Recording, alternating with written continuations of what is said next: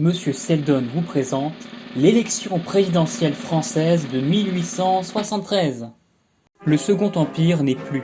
Après 4 ans en tant que président et près de 18 ans en tant qu'empereur, Napoléon III a chuté et est parti en exil en Angleterre suite à la guerre franco-prussienne de 1870. Le 4 septembre 1870, la Troisième République est proclamée. Les élections de 1871 instaurent une assemblée nationale à majorité monarchiste. Elle confie le pouvoir exécutif à Adolphe Thiers, ancien président du Conseil de Louis-Philippe et opposant libéral emblématique à Napoléon III. Le 19 février, Thiers obtient l'investiture du nouveau gouvernement et part pour Versailles pour y négocier avec Bismarck les conditions de la paix.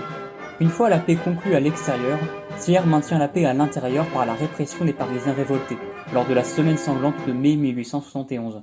Cependant, politiquement, Adolphe Thiers, détenteur désormais du titre de président de la République suite à la loi Rivet de 1871, est en difficulté. En effet, face au désaccord des deux factions royalistes, les légitimistes partisans des Bourbons et les orléanistes partisans de la maison d'Orléans, Thiers semble se tourner de plus en plus vers le régime républicain, ce qui ne plaît pas trop aux royalistes majoritaires à l'Assemblée. Ces derniers votent ainsi la loi de Broglie en 1873. Désormais, si le président peut toujours s'exprimer au sein de l'Assemblée nationale, son allocution n'est pas suivie de débat. Cela limite son temps de parole et le transforme en monologue. C'est une loi importante car elle établit définitivement les relations entre l'Assemblée nationale et le président sous la Troisième République. Finalement, une union des droites se forme autour d'Albert de Broglie, afin de faire, entre guillemets, prévaloir dans le gouvernement une politique résolument conservatrice. Fin de la citation. Mise en minorité, Thiers démissionne finalement le 24 mai. Le soir même, il faut donc lui trouver un successeur, un nouveau président, le temps pour les royalistes bien sûr de restaurer la monarchie. Ainsi se déroule probablement l'élection présidentielle la plus bizarre de l'histoire républicaine française. Le problème, c'est que ni la loi Rivet, ni la loi de Broglie ne précisent comment s'organise une éventuelle élection d'un nouveau président. À l'initiative des monarchistes de certains bonapartistes, une proposition fut déposée appelant l'Assemblée nationale, toujours celle élue en 1871 je précise, à se prononcer immédiatement au scrutin sur le successeur de Thiers. Mais c'est alors que le député de gauche Émile Lenoël intervint pour déclarer que les députés ne pouvaient se prononcer sur un nom sans violer le règlement de l'Assemblée, et qu'il fallait en conséquence passer par une proposition de loi comme lorsque Thiers avait été nommé en 1871.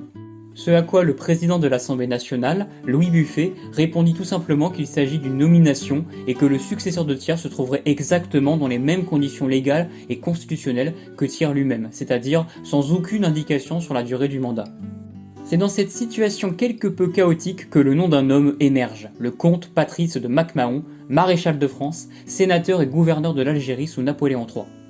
Au cours de sa longue carrière, il fut notamment à la tête de l'armée régulière dite versaillaise, chargée de la répression de la Commune de Paris. Porté par les monarchistes, largement majoritaires, son élection ne fait absolument aucun doute. Et voici les résultats, et quelle surprise! Mac-Mahon est élu président de la République avec 99,74% des voix des parlementaires. Sur les 772 inscrits, seulement 391 ont voté, dont 390 pour Mac-Mahon. Un parlementaire a voté blanc et un autre a voté pour Jules Grévy, député républicain et ancien président de l'Assemblée nationale qui n'était même pas candidat. Tous les autres députés, les 380 députés républicains, ont décidé de s'abstenir. On raconte que quand on vint informer le maréchal de Mac-Mahon de son élection, son entourage n'eut absolument aucun mal à le convaincre d'accepter sa nouvelle fonction. Il envoya alors sa lettre d'acceptation à l'Assemblée nationale le 25 mai 1873. Aujourd'hui encore, l'expression élection de maréchal est restée pour désigner une élection à la quasi-unanimité. Finalement, les négociations entre les orléanistes et les légitimistes n'aboutiront pas à un retour de la monarchie. Le comte de Chambord, prétendant au trône, refusant le drapeau tricolore aux grandes dames des députés orléanistes. Les négociations étant au point mort, on décida de fixer, en attendant bien sûr, une durée de mandat pour Mac-Mahon. La loi du 20 septembre 1873 institua ainsi le septennat pour le président de la République.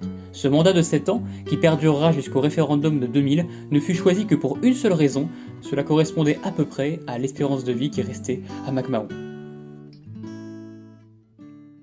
Merci beaucoup d'avoir regardé cette vidéo. Si vous avez aimé, n'hésitez pas à liker pour me soutenir ou à vous abonner si vous avez envie de suivre d'autres vidéos en rapport avec la politique et l'histoire politique, d'autres vidéos en rapport avec l'histoire des élections, avec des notions politiques ou alors avec l'actualité, ne tarderont pas à venir sur la chaîne. À la prochaine.